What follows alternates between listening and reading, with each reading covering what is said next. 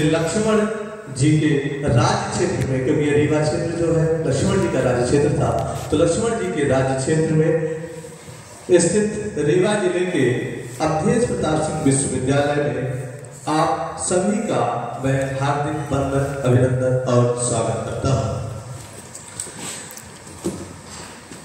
दंडकारण्य में श्री राम के बारे में कहने से पहले भगवान श्री कृष्ण के द्वारा अर्जुन को कही गई वो 2 लाइनें सबसे पहले कहना चाहूंगा। भगवान श्री कृष्ण ने अर्जुन को कहा था कि राम नाम सदा प्रेमणा संस्मरणं जगत गुरु क्षणं न विस्मृति यति सत्यम सत्यम बचो। अर्थात श्री कृष्ण अर्जुन से कहते हैं कि मैं निरंतर राम का स्मरण करता हूँ। श्री राम जगत गुरु है, मैं क्षण भर के लिए श्री राम नाम को नहीं भूलता, यह मेरा सत्य वचन है।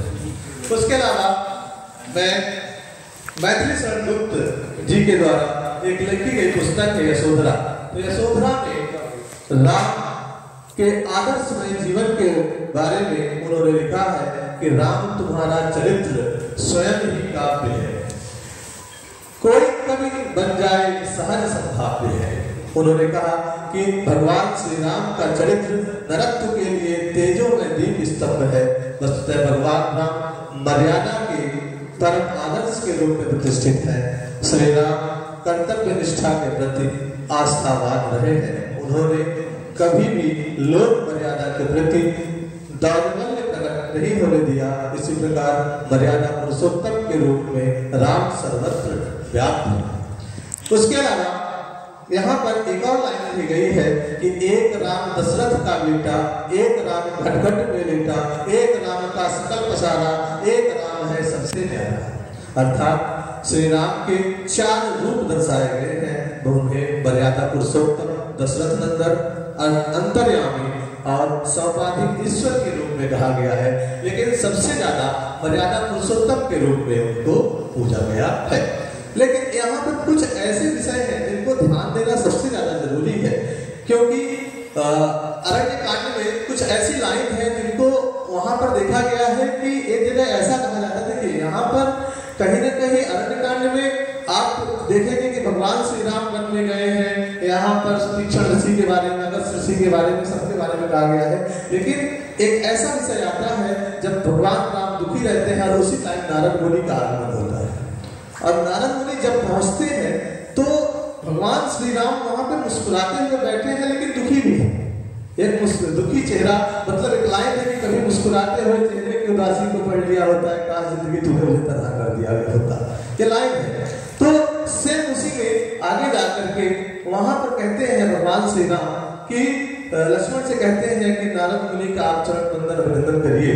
तो वहां पे एक प्रश्न ये है कि नारद मुनि का भगवान लक्ष्मण क्या कर रहे हैं? वंदन कर रहे हैं, चरण वंदन कर रहे हैं। और उसके बाद नारद मुनि यहाँ पर, क्योंकि नारद मुनि का कहीं ना कहीं यहाँ पे 2 प्रश्न सबसे ज्यादा देखने वाले आए हैं। अभी गौतम सर ने कहा कि चिंतन के विषय, चिंतन के विषय में 2 बातें यहाँ पर हमने देखी कि ये दंडकारण्य आखिर दंडकारण्य क्यों बना, क्योंकि कहीं ना कहीं शुक्राचार्य जी की पुत्री के का आगमन हुआ, पहला विषय तो ये है। तो कहीं ना कहीं हमारे पूर्वजों ने जो किया उसका हमको कष्ट भोगना पड़ रहा है। आखिरकार वंशज कौन है? भगवान श्री राम। और दूसरा, जो कहीं ना कहीं नारद मुनि ने श्राप दिया था, उस श्राप के कारण नारद मुनि यहाँ पे भगवान श्री राम से मिलने आते हैं। और भगवान श्री राम से मिलने के बाद यहाँ पर वो चर्चा करते हैं, और चर्चा के बाद भगवान श्री राम बताते हैं, वो पूछते हैं कि आखिर आपने मुझे विवाह क्यों नहीं करने दिया? तब वहां पे भगवान श्री राम बताते हैं कि आपको मैंने विवाह क्यों नहीं करने दिया। और उस टाइम वहां पे बताया जाता है कि माया क्या है। वहां पे एक बच्चे को, एक माता अपने बच्चे को कैसे संभालती है, और वो बच्चा जब बड़ा होता है तो अपनी माता की बात नहीं मानता है, और आगे जाकर के वो पत्नी के साथ अपना जीवन बिताता है। और उसके बाद उसको ना जाने कितने कष्ट तब भी झेलने पड़ते थे, आज भी झेलने पड़ते हैं। ये विषय में चर्चा की गई थी।